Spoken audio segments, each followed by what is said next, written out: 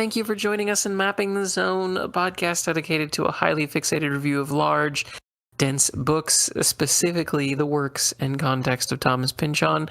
My name is Kate, and I'm one of the co-hosts here. My name is Cody. I'm Luke. And I'm Will. And we are joined by a very special guest. Do you want to introduce yourself, Seth? Yeah, sure. I'm Seth from W.A.S.T.E mailing list on various online platforms. Just a diehard Pynchon fan, and also a brand new fan of this show as well. So great to be on, guys. Yeah, thank you so much for listening. This is our wrap-up episode for Vineland, so this is going to be our last recording that we do related to this book before we move on to the next season after we take a couple of weeks off as a break. There will be still some bonus material that you guys will get over that break, so you won't have to go without listening to anything. But as we mentioned at the end of last week's episode, our next book is going to be Bleeding Edge. So as we've done with the last couple of books, we are just going to sort of go over our thoughts on the book, whether or not anything has changed since the last time we read it in our opinions, and then just sort of ask some questions with our guest here as well. I know that you and Cody were originally the two that started talking to each other on the Twitter. Cody, do you kind of want to recount how Seth got in touch with us or how you got in touch with him?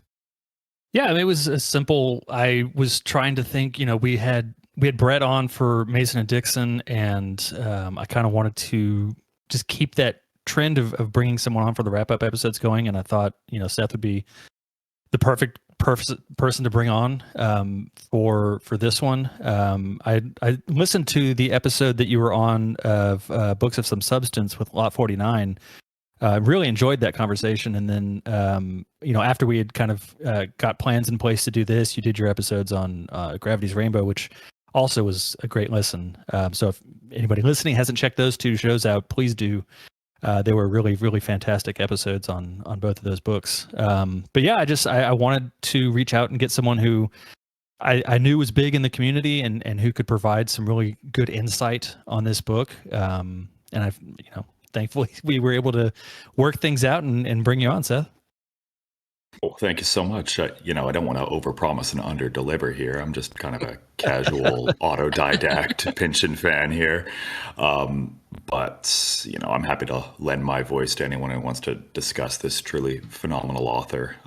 Can't say I've got quite the level of, scholarship that someone like Brett Beeble has, but still, hopefully I can help kind of elucidate some of the finer points of this book, because this is truly one of his best books, in my opinion, if I lay my cards on the table early here.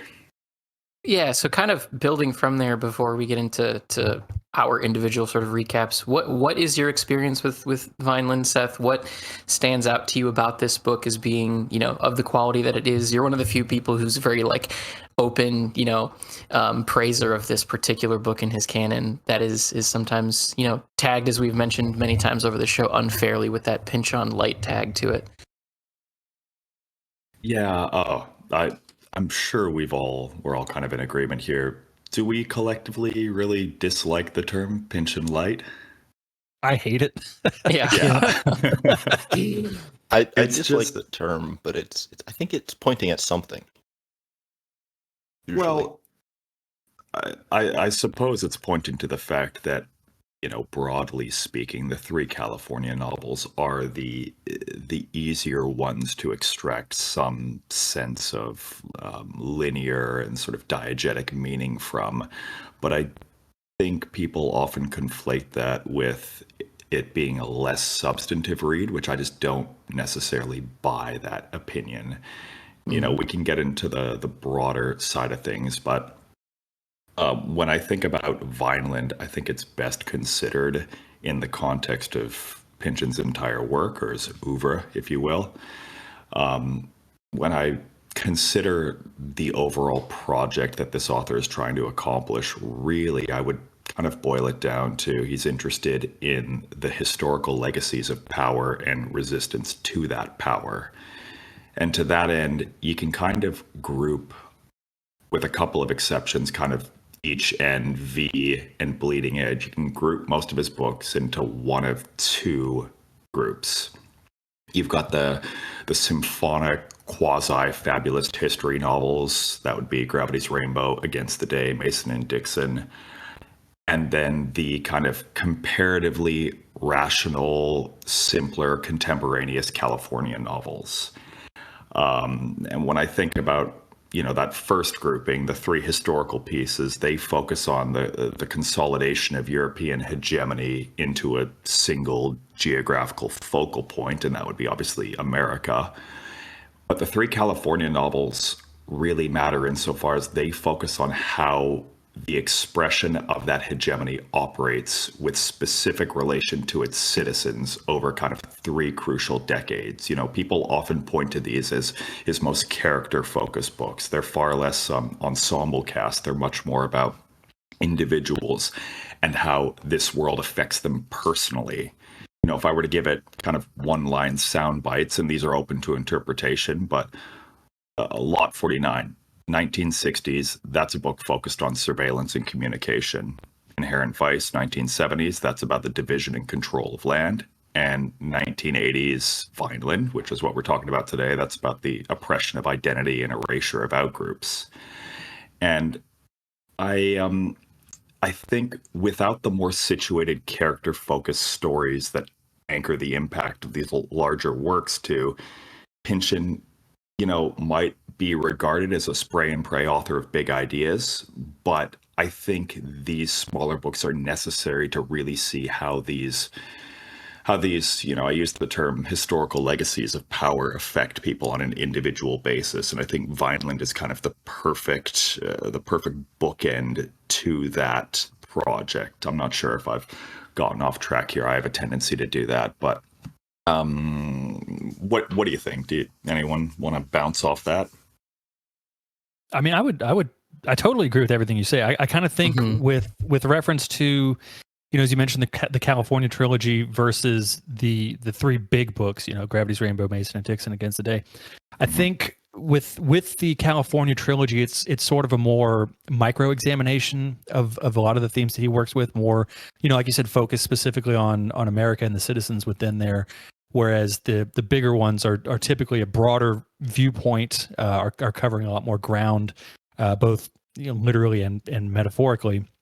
And I think that might be part of what kind of causes people to think of books like Vineland as a lighter version of it, is that it's not looking at things with such a broad stroke. It's not looking at the macro so much, and it's not as full of those kind of throw everything at the wall kind of idea books that the bigger ones are. And it's a shame because I think in kind of coming into those books with that mindset, or avoiding those books because of that mindset, I think people are missing out on a lot of what makes Pynchon such a special author, and really showcases some of his best writing. Well, and I think too, like Seth hit the nail on the head when he said that Vineland is about the erasure of identity in the outgroup. Where if we look at Vineland as a book that is more about characters than ideas, as Seth himself has said on Twitter, it leads you to the understanding that you kind of would have to have that for a book being what this book is about. Like choosing to make a book that is about the erasure of identity, the erasure of the outgroup, the destruction of these sort of alternative familial or governmental units. You would need to take a character focus to that. If you did just a thematic lens on it, it would not reach the impact to the reader that you would actually want out of a text trying to accomplish that. Yeah, exactly. I couldn't agree more with that. I think these broad, to borrow your term, Cody, the macro-based novels that kind of look at the larger scale of things, they are necessary for him to establish the spread and kind of the diversity of his interests and his concerns. But without bringing it back to people and individuals, it's really hard to understand the impact of how these things affected people, because all of his ideas are based on historical moments and historical events and how they impacted people on a day-to-day basis. And I think Vineland is the perfect expression to see through the lens of a single family how the failure of the counterculture and the co-option of this identity essentially impacted the lives of everyone who followed. Yeah, one thing I think that's interesting about Vineland is it is kind of a cross between the larger novels and the shorter novels in that I think y'all are right in that Vineland's more character focused and less idea focused. But Vineland still covers the '60s, the '70s, and the '80s. It has a wider scope than Inherent Vice or Crying Lot 49 or even Bleeding Edge. And I do think that kind of plays into why people view it as Pynchon Light is that it's kind of like a cross between the longer novels and the shorter novels in some ways, where it kind of incorporates aspects of both. One thing that we've all left out is, and it's not more important, but just the idea that the larger the novels get, the more formally experimentative he got, and because even anyway, the point being that Vineland is right in between. It's slightly shorter than Bleeding Edge, and it's slightly longer than Inherent Vice, but it is much more in the mode of Against the Day and The Crying of Lot 49 than it is to any of his more recent novels that are much more formally straightforward. Mm-hmm. And there's a strong unity between all of that, and I think that's part of why Vineland gets this strange frustration for most readers, whether they're coming from the perspective of a fan of Pynchon, where they're looking for that depth and that complexity and that density, but they're not seeing the experimentation that they're used to that coming alongside. And vice versa for newcomers, they're still getting the crazy, expansive systems ideas. They're just being abbreviated massively. And I think a lot of the techniques that people would come to expect from the larger novels, these sort of these slightly ensemble casts where it's not focused. You might get the impression when you just jump into Vineland that this is a story about Zoid Wheeler, but he's someone who's, abandoned for a good sort of 70% of the book, give or take. It is, you've got these wide-reaching cast of characters. You've got a very analeptic temporal focus where he's hopping between decades here. So I see what you mean. It does kind of fit in that sort of middle ground between the two, which maybe fed into some of people's frustration with it when it first came out. But I also think it was set up to, fight a losing battle, because what the hell do you write after Gravity's Rainbow, right? He had impossible, he had impossible expectations set up for himself. I think the only equivalency I could think of in a person's career where they had to follow something like that was Joyce following Ulysses, and he wrote the monster that was Finnegan's Wake after that. So I guess he managed to subvert people's expectations after all, but it's not what we're here for today. I am curious to see if a big if here, if P.T. Anderson is doing even a loose adaptation of Vineland, if that's going to bring more readers to the table and maybe change the general reception to the novel. If more people read it for the first time, and maybe more people come back to it after being away from it for a long time.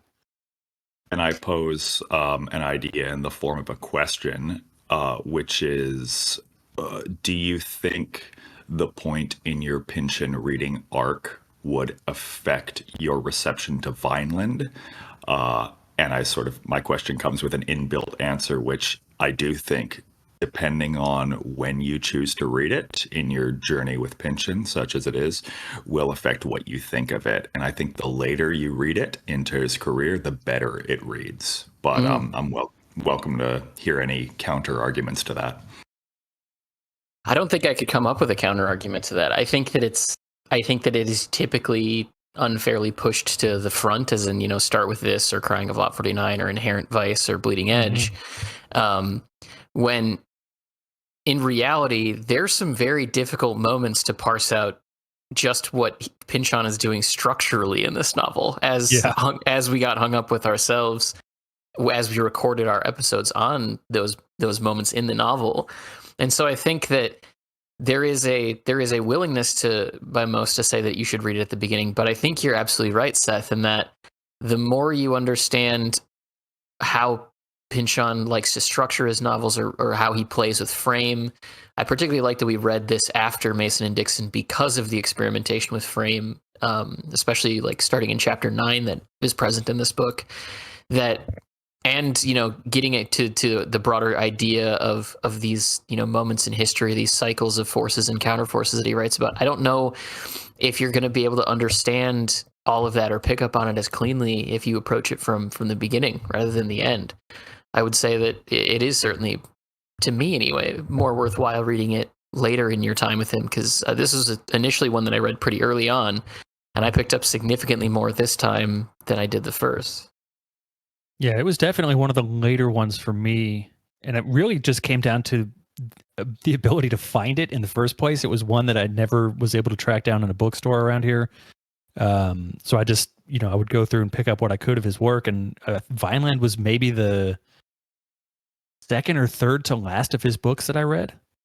So I think you're absolutely right in that it does kind of require, maybe not require, but it helps to have a sort of familiarity with his work not just prior to Vineland chronologically, but also just his work in general. I think it does kind of require a little bit of understanding, like both you and Kate said, to really, I think, get the most out of this. That being said, though, I think even if you track back to when the book came out, the critical reception was pretty bad.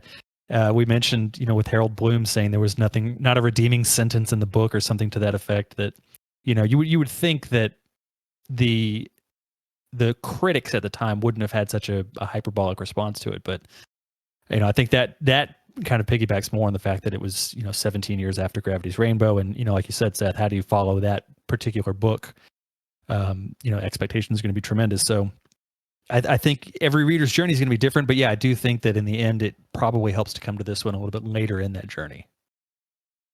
Yeah, and in particular, I think that the two later big books in Mason and Dixon Against the Day, I mean, not only thematically and literally textually are they very heavily related to Vineland in a way that Gravity's Rainbow almost isn't at all. Mm-hmm.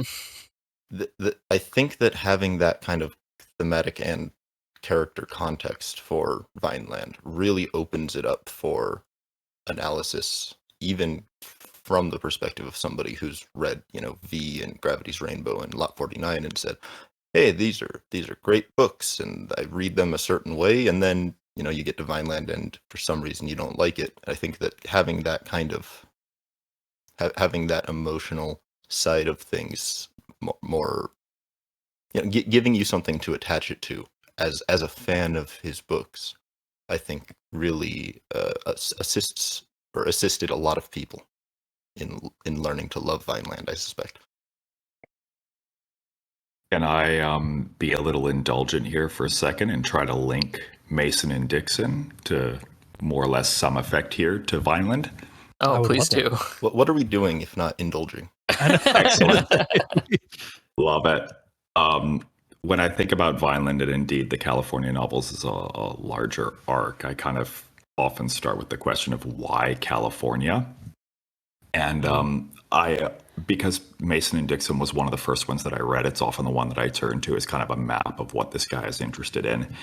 And there's this line that gets quoted usually in scholarly analysis and whatnot on Mason and Dixon. It's from part 2, page 345 or something. I pulled it up when I was thinking about kind of doing this recording this morning. It's not a particularly long quote, but I'm sure you guys will all recognize it. It reads, "Does Britannia, when she sleeps, dream? Is America her dream? In which all that cannot pass in the metropolitan wakefulness is allowed expression away in the restless slumber of these provinces, and on westward, wherever 'tis not yet mapped, nor written down, nor ever, by the majority of mankind seen, serving as a very rubbish tip for subjunctive hopes for all that may not yet be true." And he kind of introduces this really interesting concept to me, which is the realm of subjunctive hopes. And the way that I read that is kind of a space both in history and in provenance, or in time, where alternative possibilities of what an American future might look like. And I think, California is often heralded as America's America, or the West of the West. It's, the kind of apotheosis of what the American experience could be. And I think that in Pynchon's fiction, at times it's almost the seat of this American promise and the betrayal of that promise. There's this push and pull between what the counterculture could have accomplished in their time in sort of the long 60s and what it ended up being following its dissolution. And I think Vineland is kind of the perfect expression as both a novel of place and a novel of people, to kind of play with this idea of the subjunctive hopes. I don't know if anyone wants to bounce off that. Well, that actually brings up, a question that I was considering asking you, in that what specifically, going to the idea of land and, the place of subjunctive hope and all that you're talking about, what purpose does all of the logging metaphor and obviously the cover of the book itself and these descriptions of the wilderness surrounding Vineland being impassable mean to you out of this book? It seems like that's one thing that a lot of people don't talk too much about. You can almost pretty easily disconnect it from your brain as you're reading it through the book if you're not looking for it. I think a lot of people would look at that cover and not immediately assume that what is on the cover is related to the content of the book if they knew just sort of a brief outline. I was wondering if you could speak more on the nature aspect of this book, which certainly does share some commonality with Mason and Dixon. Yep. Which of you was reading The Ice Shirt by Volman? Cody, was that you? I finished it. I think Luke finished it also. Mm-hmm. So I just finished that recently as well. I hadn't intended to find a synergy between those books either, but there's a line late in Vineland, which I think is interesting, where Zoid is thinking about kind of the life that he set up for Prairie. And I think I wrote it down. Yeah, I found it. He must have chosen right for a change. That time they'd come through the slides and storms to put in here to harbor in Vineland, Vineland the good. It's around page 320 something.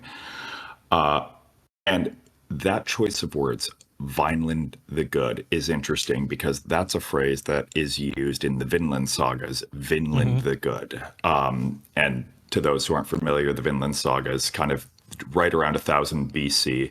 It's the story of Norse colonization of Greenland and Western Canada and the expulsion of the Norse by the indigenous people who lived there at the time. Now, America has this fascinating history of settlement and displacement and resettlement and displacement in these kind of what you almost might call sedimentary layers of history, where people have arrived, taken over a region of land, expelled the people who were there, and then new people arrive, and it kind of repeats in this cycle. And I think there's a possibility that the image and the metaphor of logging as this changing the landscape as a reflection of how the people have been changed, clearing out what was there to make something new, is relating to Pynchon's views on what the American experience, both sort of literally and spiritually, could be. Does that make any degree of sense? Yeah, I'd say that makes complete sense. Luke or Will, do you have any thoughts as far as how your opinion has changed of the book from the previous, read-throughs you've done of it? Did you have any extended thoughts on what really stood out to you this time through? So I had only read it the one time before, and I had read all of the previously published novels, as well as Mason and Dixon and Inherent Vice, before I read Vineland. And this time through, it's not so much that I appreciated it more, because I really connected with it the first time through, thankfully. And this time, I just kind of felt like I was connecting a lot more with the deeper themes that do connect back to his earlier work, and then through things like Mason and Dixon and Inherent Vice. it's not so much that I appreciated it more, and it's not so much that I got more of the thematic, meaning, if you want to talk about reading that way. But I definitely feel like I understand it more densely than I did prior. And other than that, I don't have any specific changes in my interpretation, except perhaps that I'm more confident that Zoid is Prairie's real father, Kate. I would be deeply concerned if you had done this many episodes on Vineland and not understood it deeper after this. Well, absolutely. Luke, what about you? Yeah, so kind of like Will, I don't know if my interpretation or views have really changed that much. I had read it about, I think, 1.5 times before, because I'd read it whenever I was working through pension about 10 years ago. And then I'd somewhat participated in the group read on the subreddit, but I fell off due to life kind of getting in the way. I think this time around, I focused how pension, like, there's different parts of this novel where it kind of struck me as like, like some of the parts with like where DL goes to is doing like fight competitions and stuff, and like the motocross thing, and which we went over I think last week. And there's different parts of this novel that just strike me as very American and kind of like modern Americana, where it seems like Pynchon has kind of finally spent some time in Middle America, rather than being so focused on California or New York. Yeah, I don't really know where I'm going with that, but this does seem to be kind of, I picked up more on his views on America as a whole, rather than, I think in the past I focused more on the hippie aspect and like the 60s 70s timeline rather than the more modern stuff. I probably picked up more on a lot of the references thanks to y'all, like the music references and TV references. And the different like fake movies also stood out to me this read, as being, because I think in the past I didn't necessarily, I just didn't really think about it that much, but I think I assumed that at least some of them are real. I didn't necessarily realize that all of them are fake, which is a bit embarrassing to admit, but um, that's what stood out to me the most. I think, though, is to go back to the Americana stuff. Is just he seems to, like I said, it's just kind of like a love letter to America as a whole, rather than to California or New York or different parts of it in particular. It seems to be kind of a wider view of America in this novel than I think I originally realized. Yeah, I picked up on that as well, Luke. And one thing, I guess there's one qualitative difference between my readings, and it would be that the first time through, I thought it was much more bitter than I read it this time. It might simply be due to the episodic nature of recording these episodes, 1 week apart. Even if you're reading ahead, you're focusing on one chapter at a time, and that might just, let the little buoyant humor bits keep the other stuff from bringing you down too much. But I also think that it's a book that seems very, very grim on its surface and is full of joy once you get past that. Well, he does leave open the possibility of hope, particularly in those final moments with Prairie and the dog, right? Yeah. And Mhm. I think he's probably allowed a degree of sentimentality to enter into his experience. I mean, this was published in 1990, right? So at this point, Yeah. Pynchon's moved to New York City. He's gotten married. He's settled down. He's had a son, and he's now giving himself some time to reflect and kind of investigate what happened to this generation of iconoclast leftists, hippies, anti-establishment folk, these people he considered his peers. And yeah, there was a lot of erasure and co-option, and I often just sum it up to the word failure of this movement. But you can't spend your entire life in that space. It'll really ruin you. It'll break you down. And I think he's allowed himself the possibility of hope. So when I use that phrase, the realm of subjunctive hope, which I pull from Mason and Dixon again, it's because there is still the potential for things going in a direction that is positive, for lack of a better word. I think the reason the rocket doesn't hit the roof of the Orpheus Theater at the end of Gravity's Rainbow is because he's leaving that tiny delta V, that tiny little possibility that, yeah, we are on the precipice of everything going wrong here, but we're not there yet. And I think there's the possibility that we could turn this around. Yeah, I definitely agree. I think Zoid's a good representation of that too. I think his being a part of that 60s counterculture movement that ultimately fell apart and caused, well, not necessarily caused, but laid the groundwork for what came in the 80s. But in light of all that, Zoid still remains almost endlessly optimistic and hopeful for what could come in the future. And I think that's a good way to kind of have that lens of optimism that does kind of shine through this book, even in the the darkest parts of it.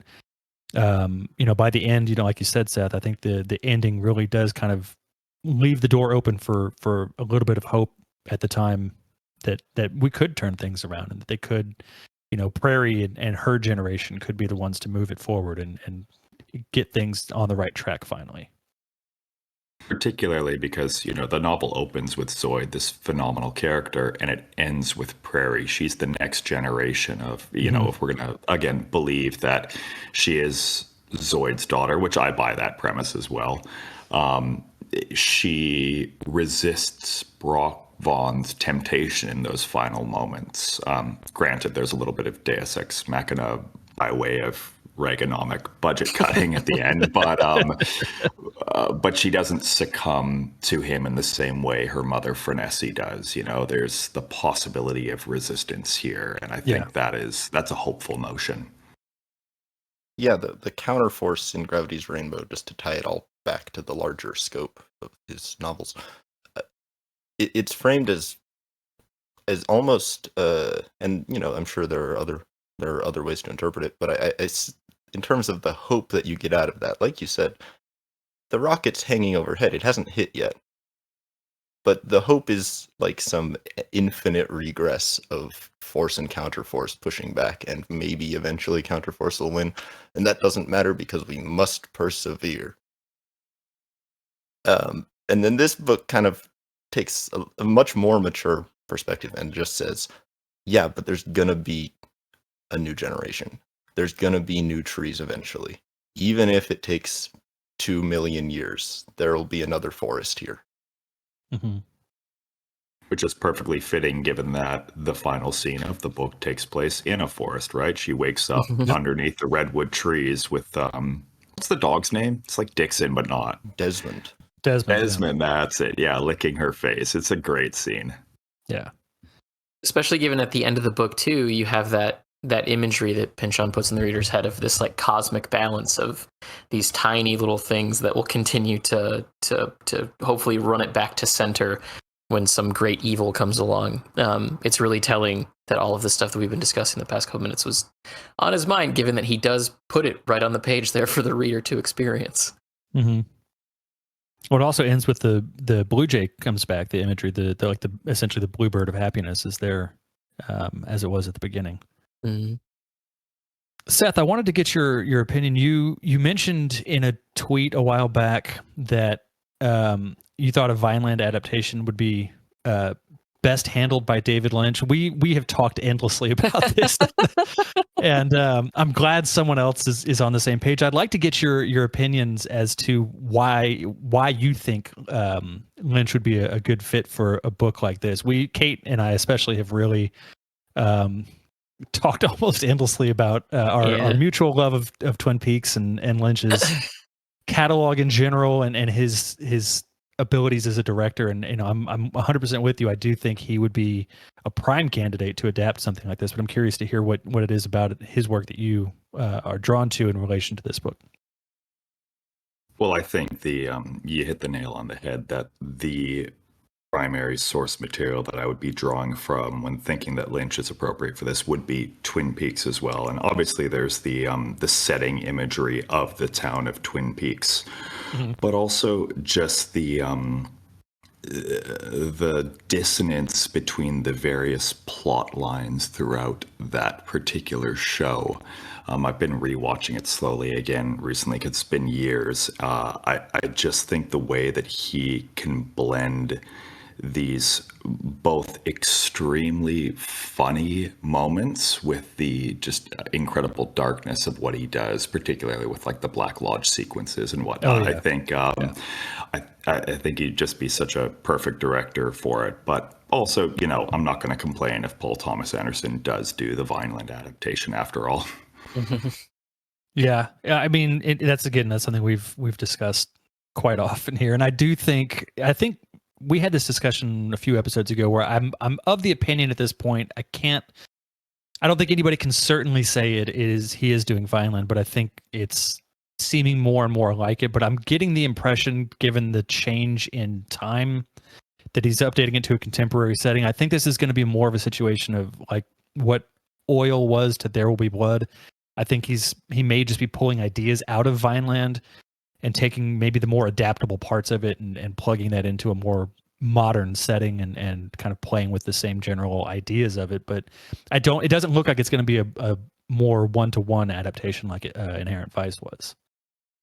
Just on that note, briefly, I don't want to direct the conversation too far away from the book itself, but, to speculate, do you guys think it's going to work as a modern adaptation? Just because Vineland in my head is such a product of its time and its space that I suppose the spirit of it could be there, and I'm sure it'll be an entertaining movie regardless, but would it work as opposed to something that's a straight adaptation right across like Inherent Vice? I don't think it would. I think a lot of the themes and ideas and concepts of this book are so crucially tied to the 60s, 70s, and 80s that I don't think modernizing it will have the same impact on the story as having it in the time that it actually takes place. I do think that there are some similarities between not in terms of this is not necessarily related to the book too much, but there are some similarities between the late 2010s and the back half of the 60s, or I think like the long 60s, which is a concept that comes up, I think, in Seth's talk with books of some substance. Just in terms of civil unrest, people thinking that that there's some type of revolution happening, there's some type of sea change happening. So I could maybe see the new Vineland being set, or like the Paul Thomas Anderson's Vineland adaptation, transferring the parts in the 60s to the late 2010s or something. That's about all I have in terms of that. I personally, I agree with y'all in that Vineland is very of its time. Um, it's very connected to the 60s kind of high, and then the 60s kind of the 70s and 80s kind of hangover from that high. And I don't see how you're gonna like say you were to set the parts that are in the past in the 80s or the 90s. There's not really those are not times of great civil unrest, at least. You're not gonna be able to do stuff like like stuff like the College of Rock and Roll, or I can't forget what the name of their little nation state is. You're not gonna be able to do that kind of believably and set it in the 80s or the 90s. In my opinion, I am kind of confused about the whole modern setting thing that's going on. And I think I think it's gonna be kind of more like The Master is to be, where there are some similarities. But I don't think that like The Master, like the finished product of The Master, I think is less similar to V than the screenplay was. Just from kind of picking up stuff just from like Reddit comments and articles on the internet. But that being said, I mean, it is pretty damning that they're shooting in Northern California. They're shooting the movie in Northern California. There's some aspects of the casting the casting calls and different stuff that does seem to point to a connection to Vineland. Yeah, I don't know. Just on the note of you relating the unrest of the 60s to the early aughts and whatnot. To spin it in kind of a positive direction, I think that's part of what makes his novels so timeless, is the fact that you can basically drop yourself into any decade and you're going to find periods of significant social unrest, forces of force and counterforce butting up against one another. And you can see a degree of your struggle reflected back to you in a lot of what's covered in these books. You know, the most recent would probably be the murder of George Floyd and the Black Lives Matter movement. That's a pretty significant period of social unrest. Or the Dodd's decision with Roe v. Wade and all the protests we've seen from that, right? Like, I think there's a degree of reflection and cyclicality you'll see here, which is why a novel written in the 90s about the 80s-ish still reads so well today. Yeah. I wanted to ask your opinion, Seth, on the Thanatoids, and your opinion on what they may represent, their inclusion in the book here. It's been something that we've spent a good chunk of time over the course of this, season of our show talking about and speculating on. I wonder if you had any additional thoughts you wanted to add to about that aspect of this novel in particular.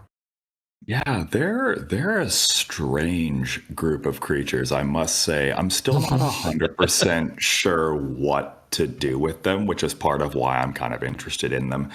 But I mean, they're sort of they're living in the bardo in a way, right? Somewhere between life and death, this kind of corporeal suspension between different realms. And yeah, that was another thing as well. They're TV addicts, a lot of them, correct? Like, they're addicted to TV, as I understand. And I think there's maybe an argument to be made that they play into kind of the primacy of the TV screen glowing over the entirety of Vineland throughout the novel. It might be apocryphal, but I read this thing once that Wallace said in a letter to Franzen that Vineland was the result of Pynchon smoking pot and watching TV for like 17 years, which seems... That is true. Yeah, that seems reductive and missing the point. But I wonder if there's a degree of truth in it, insofar as the TV, as it relates to the book, is kind of a source of sedation and pacification, right? It's something that you see kind of hanging over it the entirety of the novel. And it's possible that the TV is kind of... I'm letting this thought drag away from me here. Someone help me out here for a second. I was just going to say, to kind of build on the TV thing, I think it's an interesting... I think there's an interesting duality at play here with Pynchon's approach to television.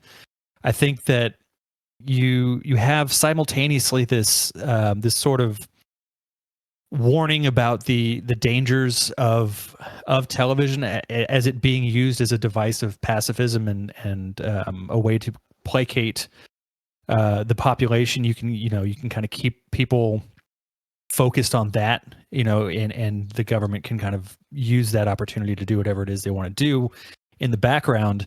At the same time, I think it also is, in a weird way, a sort of love letter to certain types of television programming. I think, Pynchon's love of cartoons is pretty clear throughout some of his books. We talked about it a little bit in Lot 49. And I think here, when you could kind of view the ending of this book, like Brock's Deus Ex Machina, that's some Looney Tunes shit.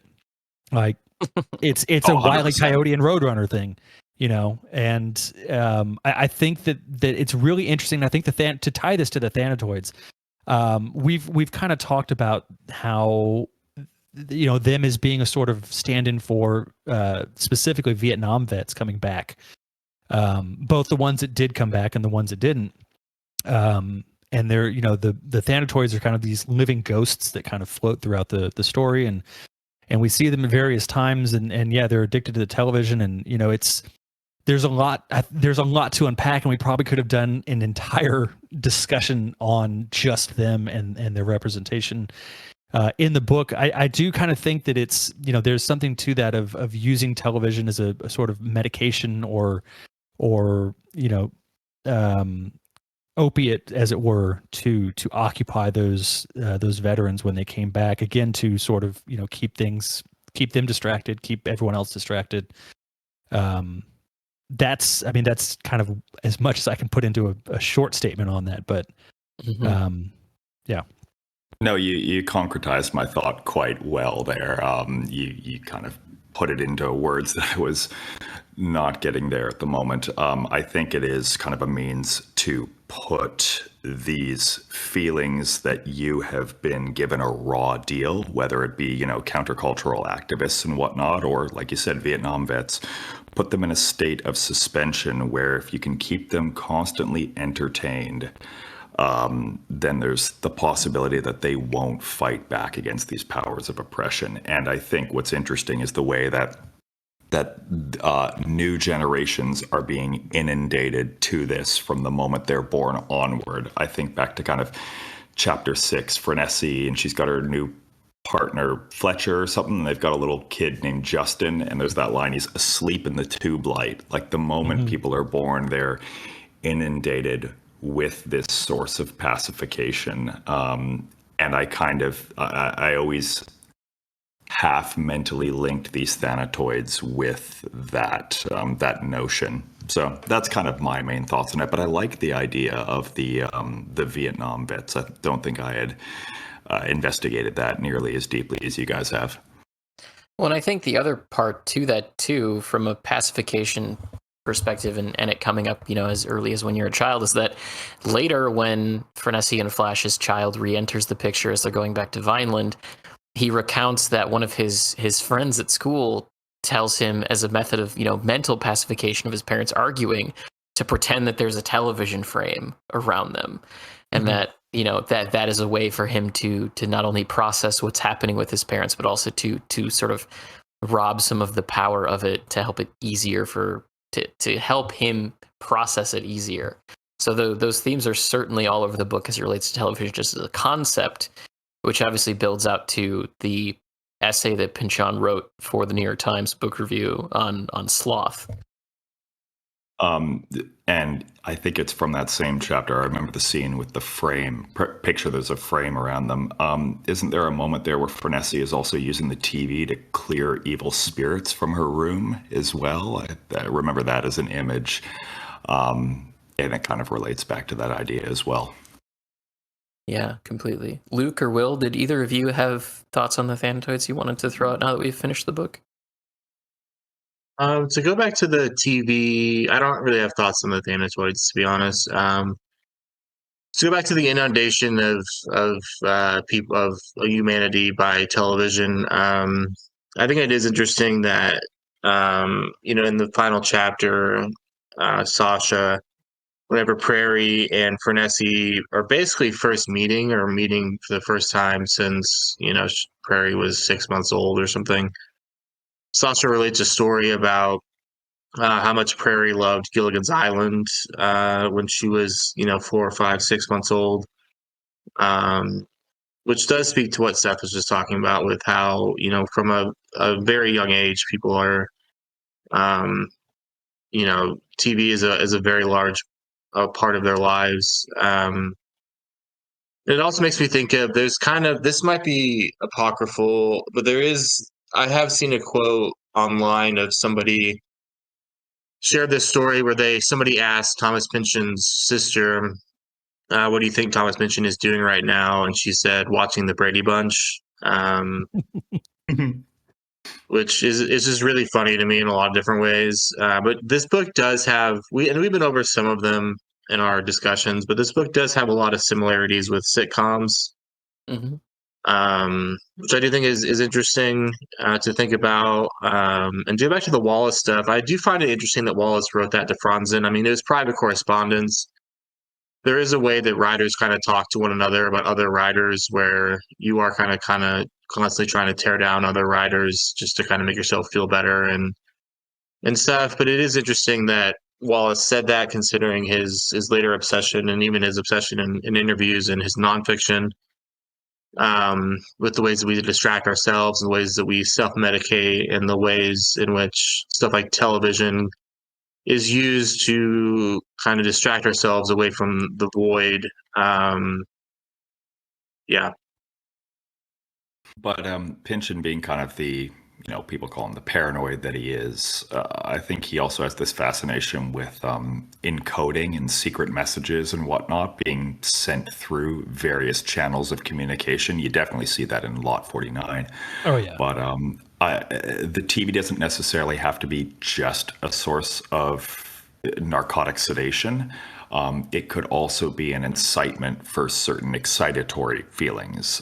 Again, I think back to Frenessie and her relationship to the TV. At some point, I think it's that same chapter 6, but I can't remember exactly. She flips on the TV and it's Chips, California Highway Interstate Patrol. And she gets turned on at the look of a man in a suit, a cop suit.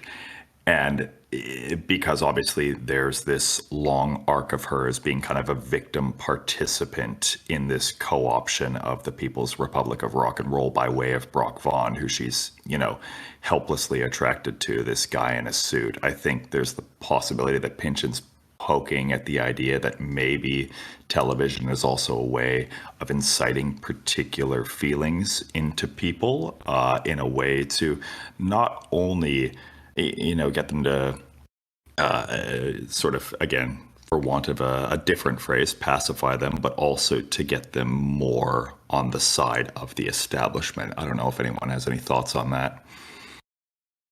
Yeah, I think that there's, if I have one major issue with this book and analyzing it these days is the way I analyzed it when it came out. I think, You didn't? Sadly, I didn't. Individual, sperm and egg cells, not very good at reading. Oh man. But I do think that there's a lot of the discussion of the tube in this book that maybe even Pynchon would find himself disagreeing with 15, 20 years later in Inherent Vice. It's not necessarily that I think that, none of what he's talking about in this book is relevant today, but more that the specific verbiage, the way the tube is talked about, I think that kind of collapses as you get cable television, as you get satellite, as you get the internet. I think there's a presumption that comes from the generally paranoid mode of analysis that he works in, but also just a specific presumption in the 30s through 80s and probably early 90s era of television, that there are 15 channels at the end of that. There are 15 channels that are controlled by 4 or 5 different companies who have these interests and those interests. And today we still have that same kind of dynamic of the media corporations being minimized, but there is a difference in the way that happens. And I think that a lot of this book presumes that the mass media is one source with one channel, or 15 channels that everyone is in tune with, and so there's a sense of control in a more traditionally postmodern cyberpunk kind of way that has fallen apart in terms of how we conceive of mass media. And I think that has something to do with what you brought up, Seth, with subjunctive hopes that may not have been true. That the television, like all art always has been, is another form of telling stories, and is, people saying, oh, I went over that hill and I saw this crazy thing. And the person might be lying, but the important part is that it's an excuse for people to connect with one another, and it's a cultural phenomenon that, even if there was no leopard on the other side of the mountain, hey, now there's this myth of leopards on the other side of the mountain, and now we don't go there, and that shapes our society, and it's always been that way. And I think that there's this kind of fractalization of those influences that he talks about the television in this book that don't hold up to 30 years later. I mean, the guy could only be so prophetic, right? You Oh, know, absolutely. 1990. I mean, It's not a criticism. we have to hold him to. No, of course, but we have to hold him to a realistic standard. I don't think anyone could have predicted exactly how things were going to play out. Will you use the word fractalization? I would say fractalization and consolidation of these sort of equivocal mixed feelings on television, because yes, I think from an abstract sort of social critical standpoint, he has a lot of thoughts on it, but I also think the guy legitimately enjoys what television offers him, and I think he's trying to kind of square the circle of these competing impulses to the best of his abilities circa 1990. Yeah, and I wonder if the Thanatoids aren't in some way an outgrowth of that. Just like trying to pin down what it is about television circa 1984 that was lacking in terms of what value he viewed it to have. I'll actually be really curious, Will, if your opinion, as you just stated, it changes at all after reading Bleeding Edge. I was going to say the same thing. There's almost a, taking all of the context of what you've just said, there is almost a hill or a bell curve where you have, Vineland, where it is, his estimation gets a little bit better with Inherent Vice, and then it drops off a cliff after Bleeding Edge, especially with the advent of the internet. There's a scene towards the end of that novel where one of the Pynchon stand-ins essentially explains to his daughter that he didn't let them watch cop shows, but it's even worse now that there's the internet, and it's going to be even worse once the internet's in cell phones. I know that that's the one book of his that you haven't read yet, so I'll be very curious what your thoughts are as we go through that book and whether they change at all. Yeah, I'm looking forward to seeing that side of his social criticism in that book.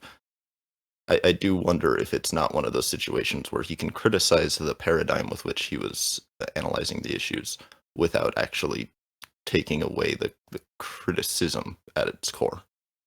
Mm. So I'm curious as well. Yeah. Seth, I also wanted to ask you about Brock Vaughn's death in particular. Some of us thought it was very satisfying on this show. Some of us didn't.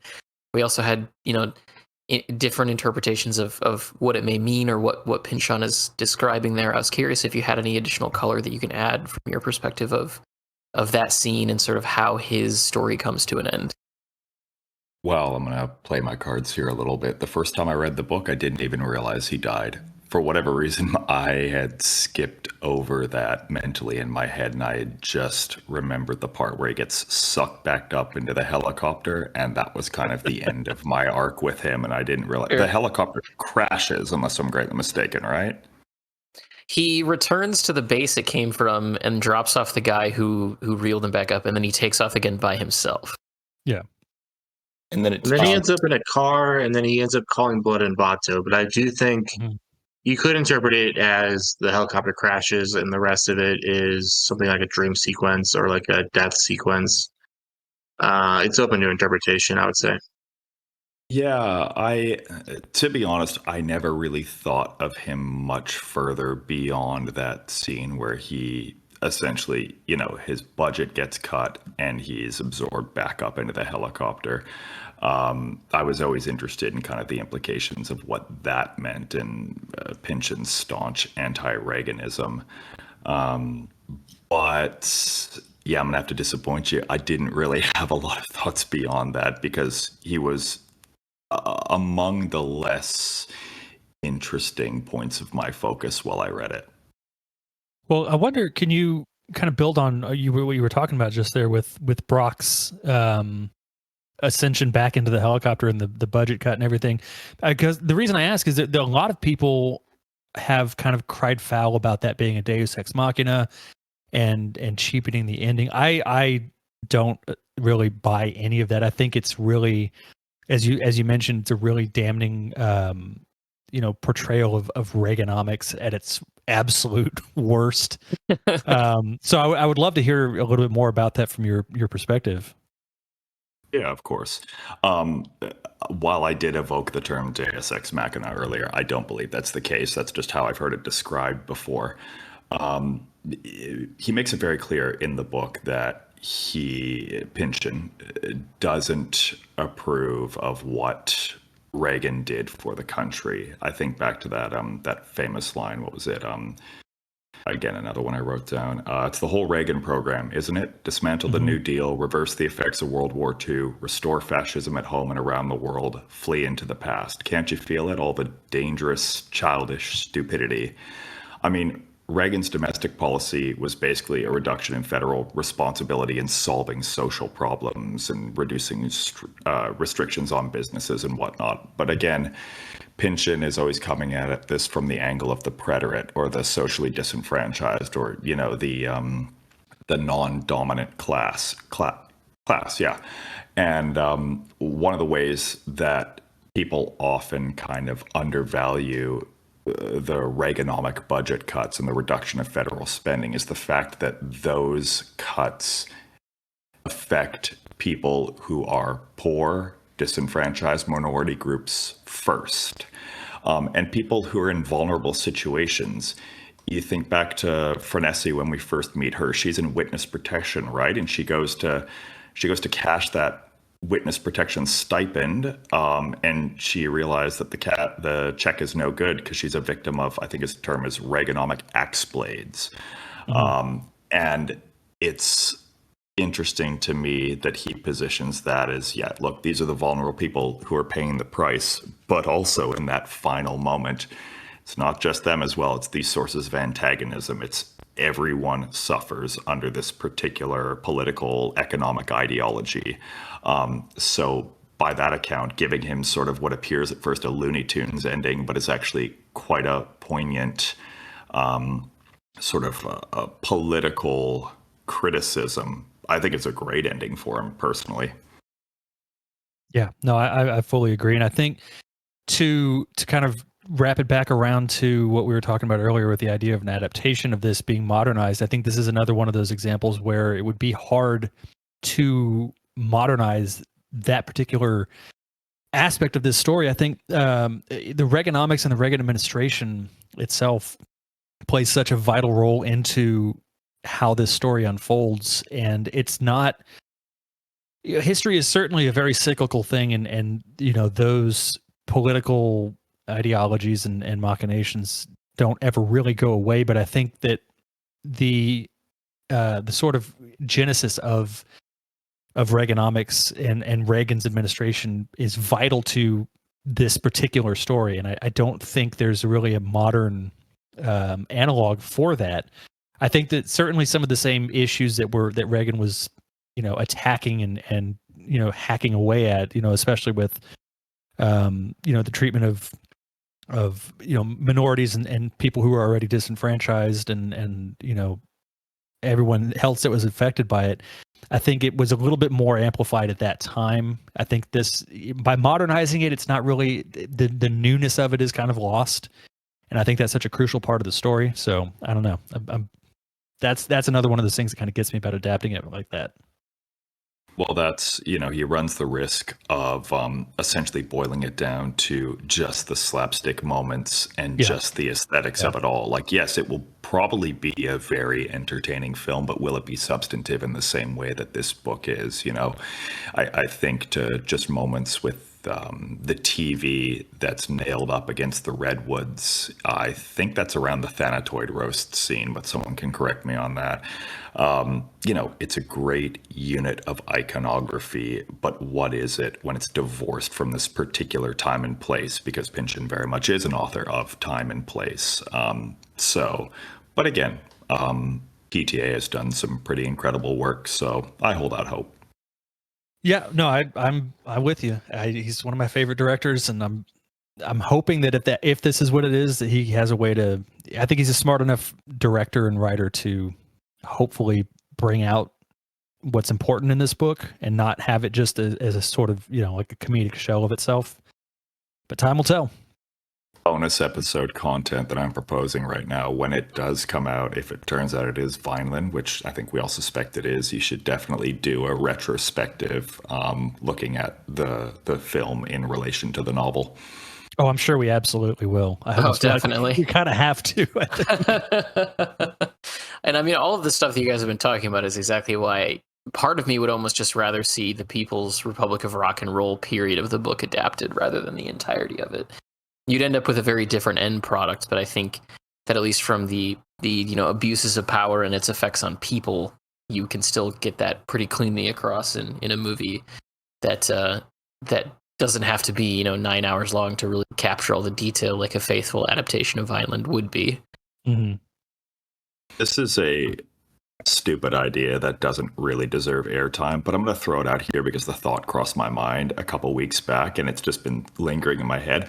I have this idea in my head that Vineland would make a good stage play just because it's far less of these sort of abstract moments of grandiose imagery. Like I think back to moments in Gravity's Rainbow, like, Gottfried being shot up in the rocket, or two cells talking to each other, Slothrop going down the toilet. Those things would be very difficult to depict on stage. But Vineland is mostly character interaction. Mm-hmm. I just had this idea in my head that it would probably actually make a decent stage play. But anyway, that's just an idle thought. I mean, given how much of the book reads like a multi-camera sitcom, which is nothing if not a recorded stage play, I could absolutely see why this would be a pretty good adaptation to the theater. I had never even thought about that. That's like probably the perfect mode to depict this, both thematically and just in terms of the practicalities of it. Multi-camera sitcom. Love it. Great suggestion. That would be, oh man, this idea is going to live in my head for a while now.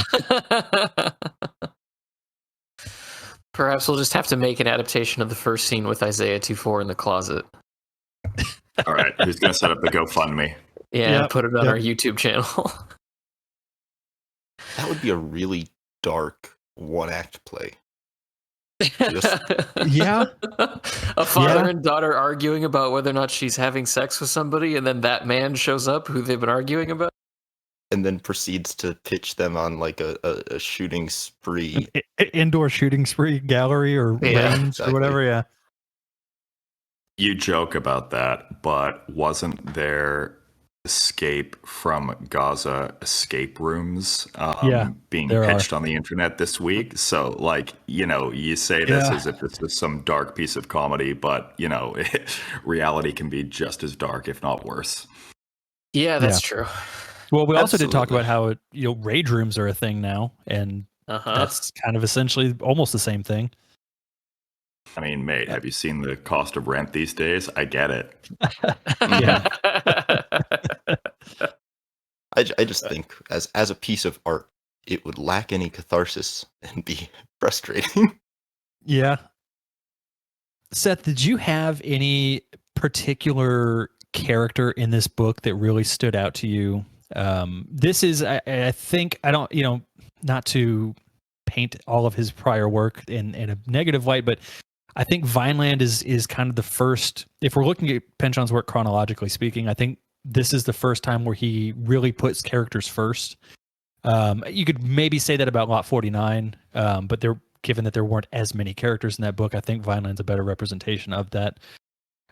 Is there a particular character that you felt like you really kind of attached to in your most recent read through, or just have in all of your readings of it? Yeah, I'll sort of hedge and give you two because I think they're sort of contingent on one another. The relationship between Zoid and Prairie is just the one that works for me the greatest. There's so much completely sincere love and tenderness there in spite of these really dire conditions expressed upon the two of them. And, the difficulty of Prairie's journey to uncover her mother's checkered past. But I just think the two of them are fantastic together. And it's probably Pynchon at his most optimistic. So they're the two that I always come back to, and they're part of what makes this one of the least punishing of his reads, for want of a better phrase. I'd actually like to direct that question to everybody. Luke, yeah. Who would be the character that really stands out to you out of this book? That's a good question. It's probably Zoid for me. He's kind of the most interesting to me. For some reason, I identify with him in some ways. Yeah, I don't know. Will, what about you? I think I would have to, in terms of just standout characters in such broad sense, I have to go with DL. I think that she's outside of the pillar of the family at the center of the plot. I think that she's the most fleshed out character, and I think that she's a really interesting amalgamation of the fantasy of Pynchon's writing and the fantasy that's in this book, as well as the grounded humanity. And I think that just reading her character is it really captures a lot of what I love about this book in particular. Cody. I would say so. This is the third time I've read through this book, and usually Zoid and Prairie are my my two favorites. I think in this most recent reading, I think I've focused more on Prairie herself, and the various relationships that she has going through the story. I think especially by the time with the scene with her and Weed, towards the end is just such a phenomenal growth of her character, and I think that scene in particular really stuck with me. And I know Kate, you and I talked about this away from the show, but it I think really highlights that sort of new generation and that that idea of Prairie and her generation, again, to use to keep coming back to that, of them taking up the torch and carrying it, and her just level of compassion for other people throughout the story, I think is really another point of optimism throughout all of this. I think there's a lot of it, as Seth said, the relationship between her and Zoid, but I think Prairie is just there's so much in her character that I think gives us hope throughout the book that things will eventually be okay. And I found myself just really enjoying every scene that she was in this time around. Yeah, you're referring to the scene that made me cry in a laundromat. Yep, that's the one. I think that my favorite character this time through, I would have to say, stands out as Frenessy. I talked in the last episode about Frenessy and Brock, or to the extent of his other books, the relationships between women and men that they should be repulsed by, being sort of almost this analog to the description of the kingdom of Israel in the Bible as being something that's prostituting out its ideals or its purpose, and how that's representative of these relationships, but often between countercultural figures and law enforcement. And I think it'd be very easy to make that argument and to make that point, but to do it within the context of a character who is still so multi-layered and multifaceted as Frenessy is over the entirety of this book, really not only proves Pynchon's writing ability, but also how complicated most of the people in this generation in real life really were. It's very easy to look back at these hippies and these countercultural people and assume that everything, in their life boiled down to the revolution or the struggle or the movement, and that they weren't just regular people. And Frenessy is just a regular person. She's responsible for some pretty bad stuff happening, and she carries a lot of guilt and remorse over those actions throughout the book. But the book and Pynchon and the reader in this sort of triumvirate all still humanize her and give her the due diligence of a more complex understanding of who she is as a woman, and is a standout testament not just to Pynchon's ability to write characters, but an ability to write female characters. Gasp. Yeah, just bouncing off that for a second there, Kate. I couldn't agree more.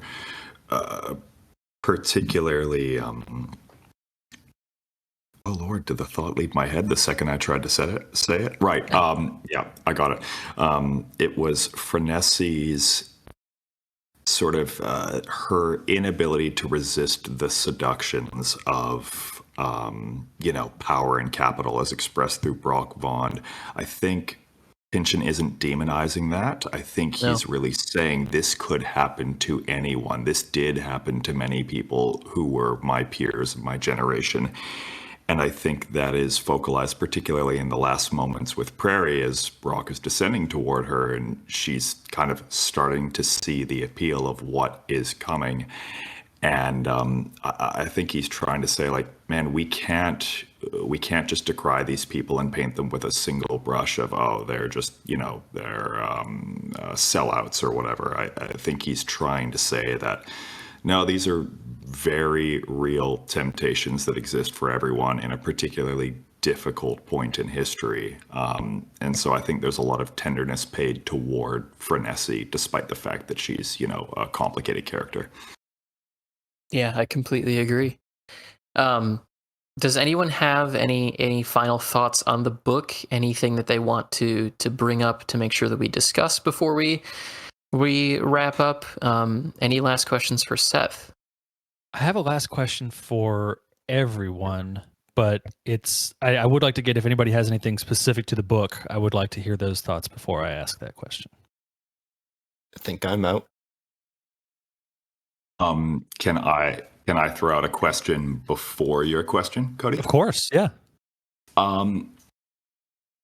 Because I think one of the larger projects of this show that you guys are doing is to invite new readers into Pynchon's work and help people appreciate him better.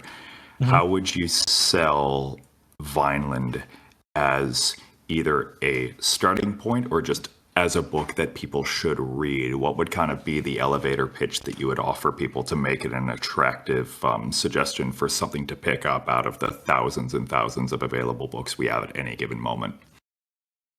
That's a good question. I don't think I would recommend it as a first Pynchon book for anyone. I wouldn't talk anyone out of reading it as a first book. But I would certainly try to steer them in a slightly different direction. But as far as, just the idea of recommending the book on its own merits, that's a tricky one because I tend to, when I recommend books, I try to tailor them to the person to whom I'm recommending them. And pretty much no one in my circle reads the weird literature that I really tend to enjoy for the most part. The sci-fi fantasy stuff. Yeah, I read a lot of sci-fi fantasy stuff too, so that is much easier to sell for a lot of people. But I think for something like Pynchon, I think ultimately this is a book that is dealing with a lot of complex ideas, a lot of really heavy thematic ideas, and is telling a very important, timeless story. But it is done with a sense of compassion and a sense of humor and a sort of unique perspective that a lot of other authors are not necessarily incapable of reaching, but I think a lot of other authors would take the easy road in trying to present a story with these themes and maybe just try to make it about one or two of them. I think it's a really good book, and I would even broaden this statement out to really any of Pynchon's novels. I think it's a really good book for a reader who wants to really be absorbed in a story, but who also wants to take their time and appreciate not just the story, but the words on the page and the way in which he is writing his stories. I don't think you have to be an English major to appreciate his work, but I think I do think that it can make a reader more appreciative of language and of storytelling and of prose.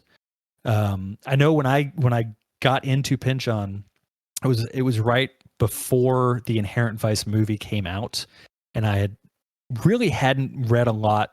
I took a big break from reading for a good chunk of my life, starting around college, and getting into Inherent Vice, and then I jumped from there into Against the Day, really gave me more to love about literature than I had kind of remembered I loved about it. I think that part of it was that I lost my passion for reading for a long time, and reading his work specifically reminded me what it is I like about reading. I love simple stories. I love garbage sci-fi and fantasy stuff. I love the real easy to read stuff that's just a fun, entertaining read.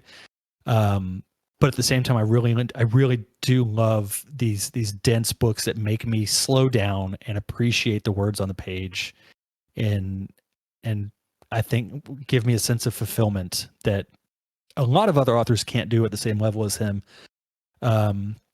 So it's a fantastic book, I think, for people who love to read and who love to really take in a book on a number of levels, and it's endlessly rereadable. So that's my long-winded elevator pitch. That was round 4 to about 4/100.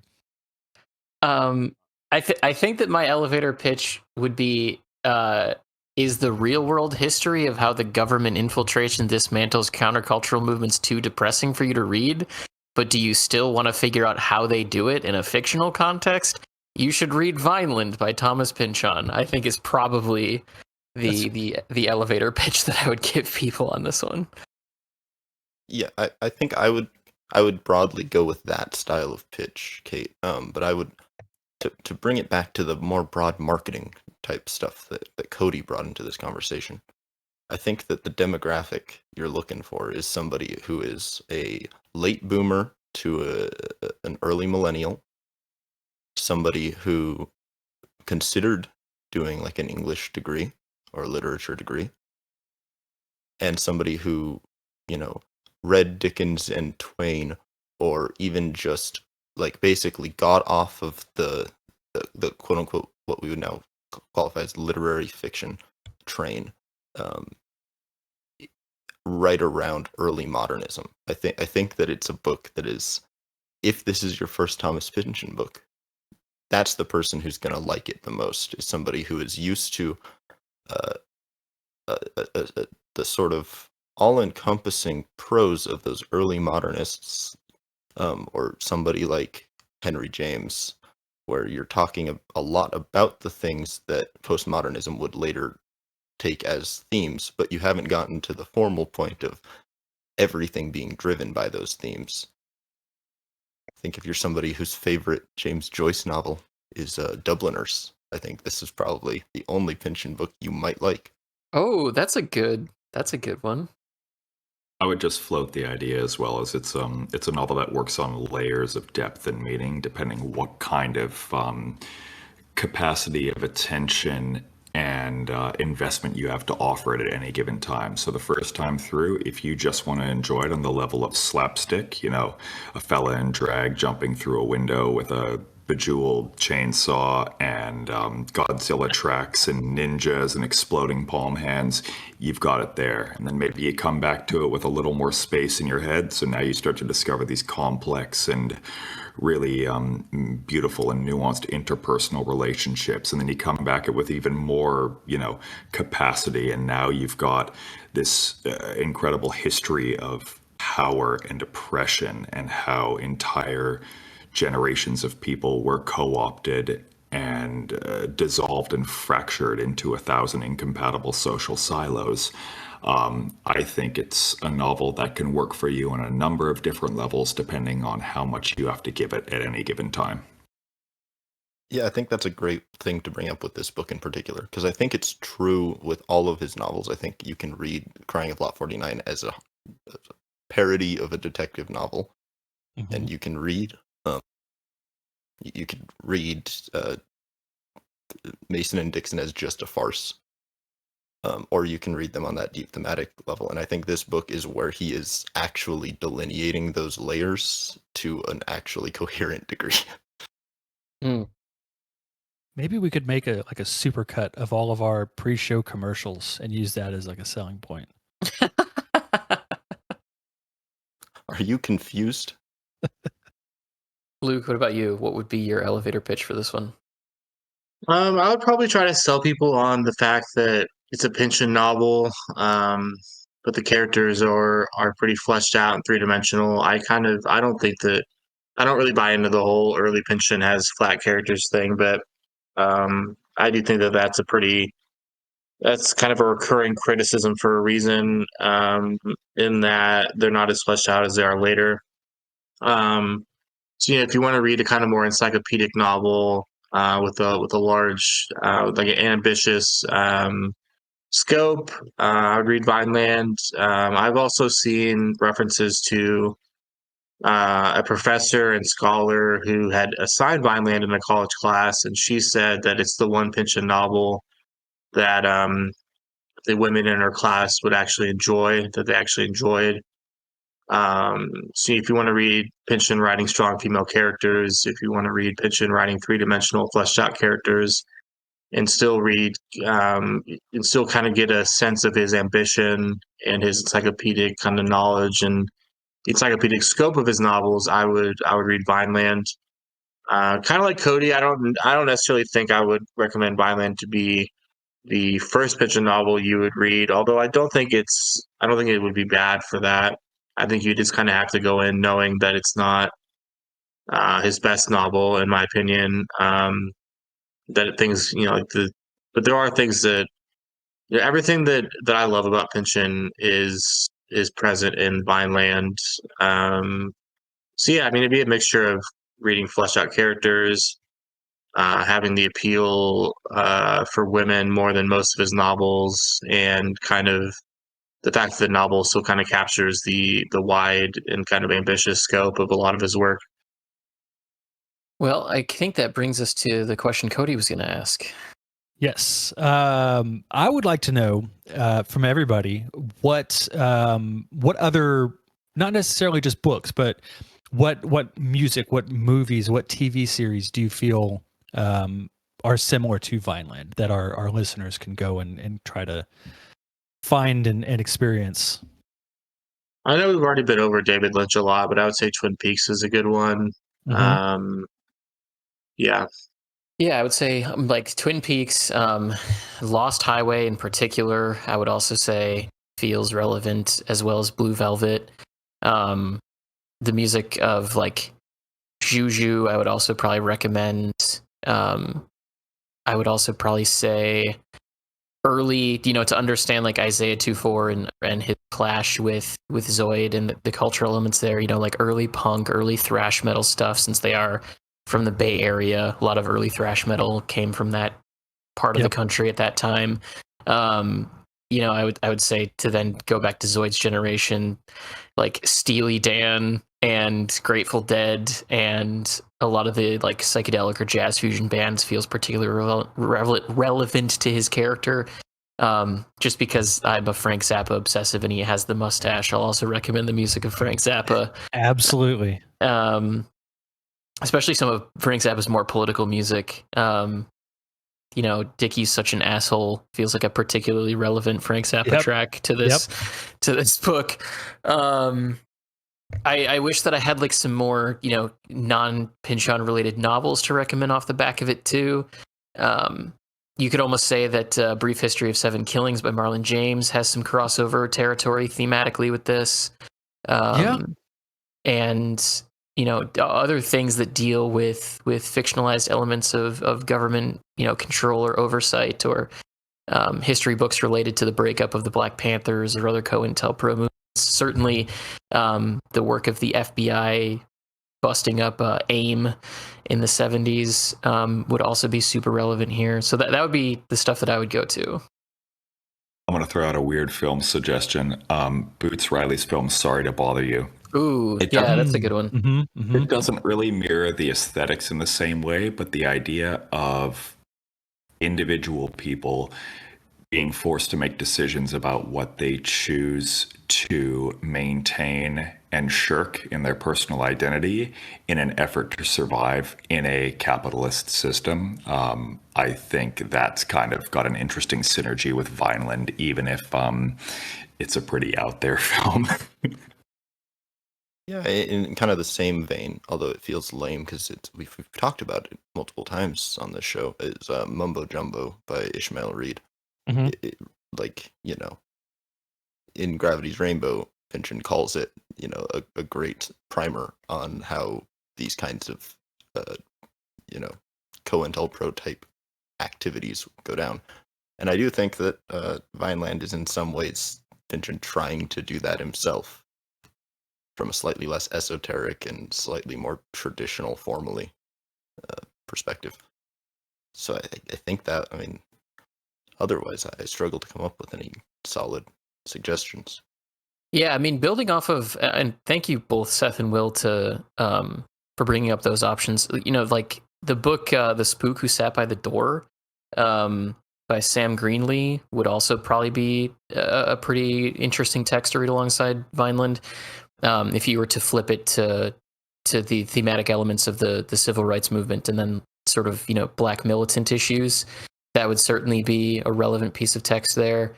And that book is referenced in Atlanta and a lot of other aspects of Afrofuturism as well, which certainly Boots Riley's stuff is a part of that movement. So there is like a whole other, literature arena that you could step into that deals with some of the same stuff, but from a different perspective than Pynchon is. I'll throw out a couple more here. Just relating back to the Thanatoids and this sort of idea of the ghosts left in suspension from a generation since past. Da Five Bloods by Spike Lee. That would be one that I would throw out as a film option that deals with Vietnam War vets in particular. And then in terms of just from a literary standpoint, if we're looking at the concepts of power and oppression and resistance as it relates to the development of America, the entirety of Volman's Seven Dreams series, we kind of alluded to the ice shirt earlier. I would kind of point people in that direction as well. I think two books that would go well with this, with Vineland, are Child of God by McCarthy. They both have the kind of absurd or pastoral absurdity. Child of God definitely has a much harder edge to it than Vineland. It's set in a lot earlier of a time period, but I think there are some similarities in their views on America. And I also think McCarthy's Suttree would be good in terms of the similarity with the humor and the view of America. Yeah, I would say those are all great recommendations. Obviously, Twin Peaks for sure has a lot of Vineland vibes to it. I would say as far as music, like Kate said, go listen to a lot of the early punk that was coming around, especially like California bands like Minutemen were great. They did some great albums. And I would also recommend something like Sonic Youth's Daydream Nation. I think has a lot of interesting thematic ideas that might tie into a story like this. And even maybe some of their slightly earlier stuff as well. Just that kind of chaotic noise rock that they really perfected. Marlon James's Brief History of Seven Killings is an absolutely great recommendation. That book I read that for the first time last year. That was one of the best books I've read in a while. But yeah, everyone, I think those are all great recommendations. So those of you listening, if you haven't checked any of those out, go find them. They're great. Everything that everyone mentioned is all great stuff. All right. Is there anything last call? Any questions anyone wants to ask or bring up before we wrap this season of our show up? It's weird that we're done with Vineland. I don't want to be done with Vineland just yet. I feel like there's so much more to go and talk about, but it's been great. I've really enjoyed our discussions. It's not my favorite Pynchon, but it's up there. And this reread definitely solidified its place in my favorite of his works. So thank you all for the great discussions that we've had over the 15 chapters of this book, and Seth for coming on today and sharing your thoughts on it.